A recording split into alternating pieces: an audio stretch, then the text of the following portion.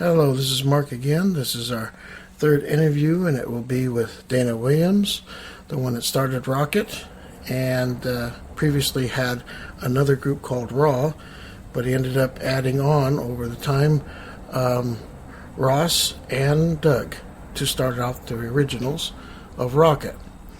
And so this is my interview with Dana Williams, and hope you enjoy it. Now we're going to start. So, my name is Mark, and I'm interviewing Dana Williams for this interview about Rocket.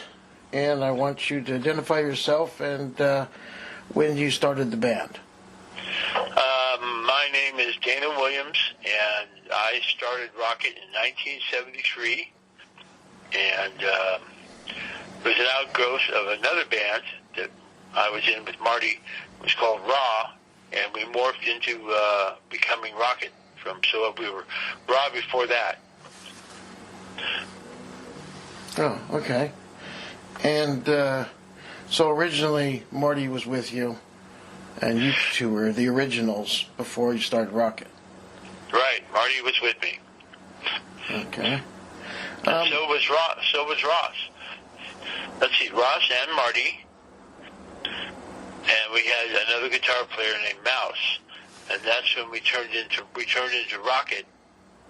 After we became Rocket even then, because I just wanted to ask you when you formed the band in '73. You already said that, and yeah, '73 was when we actually officially declared ourselves as Rocket. So okay. So how long you been in music, Dana?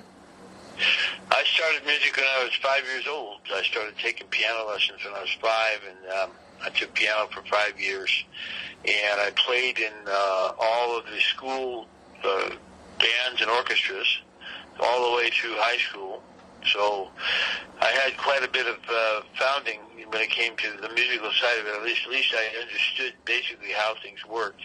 But it wasn't the same playing, music that was written on sheets versus playing music that you hear in your head. So you had to have an ability to understand how to, pick out the chords and words and all of the pieces and parts of songs from listening to a record. Because that's all we had back then. Yeah, so, starting out, what officially was your first band? Officially, my first band, my first band would have been the Barons in 1966. No, 65. Maybe it was the Crusaders. It was the Crusaders, and then it was the Barons. So I played in several garage band type things, through high school. And, it wasn't until after high school that, I put it down for a while. In 1970, I got together with a group of guys, and we formed Raw, and I had been out of high school for 3 years, and they were still in high school, so I was older than they were. So that was our first experience of actually starting to play. We decided we would start practicing, 5 days a week, so that we could become good enough to go out and get gigs. And so we did that. We were very, very good about, being there and spending a couple hours in the afternoon working on stuff and trying to come up with original music and at the same time. So it was fun. It was hard work, but it was fun. Well, that's great. And for people that don't know, I'd like you to describe, what you did in the band, instruments that you played, and the songs that you wrote. Well, my principal instrument was keyboards, of course, so it was organ and piano and synthesizer. But I also played saxophone and harmonica.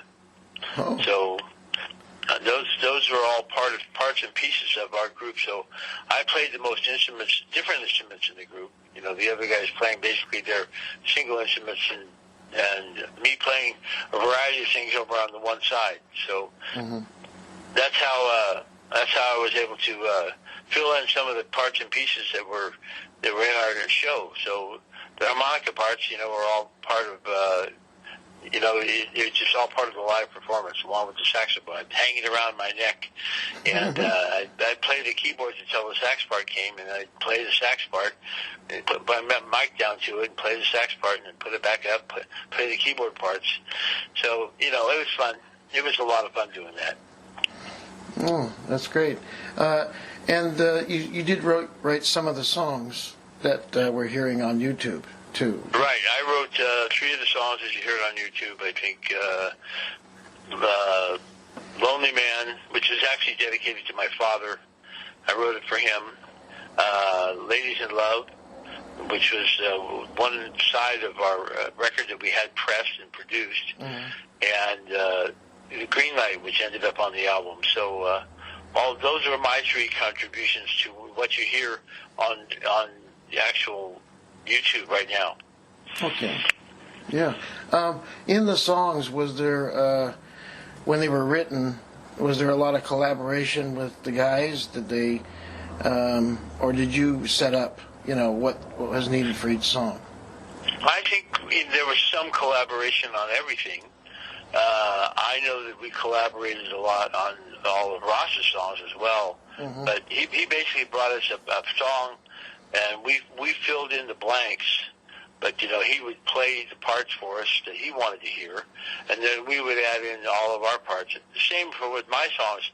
I didn't tell Jeff how to play lead in Lonely Man, and, he did that all for himself. I said, listen, I need a guitar lead here. I needed to be biting and have good overdrive. And so he would adjust his amp accordingly, and he'd go through a few different ideas, but basically it was all, all of us together.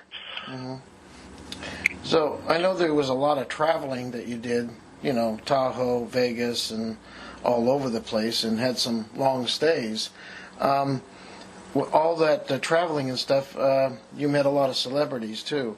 And can you tell me about some of the favorite celebrities that you met?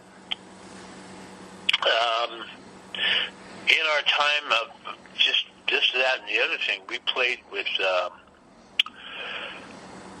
our favorite were the Four Tops. We got to know them real well because we played with them several times, and we would go see their shows, and they would come see our shows, which was kind of fun because they'd show up, out of the blue, and we were in a more or less club-like situation, or even in the lounge, and they walked in, and I'd announced that Four Tops are here, and all the people went gaga because they, here were these celebrities sitting in, and actually being part of the audience. So it was actually really a lot of fun. We also played with Rare Earth. I talked to those guys at great lengths about their careers, and they came out of Detroit. They were the first and only, I think, white act that was signed to Motown Records, and they were really good.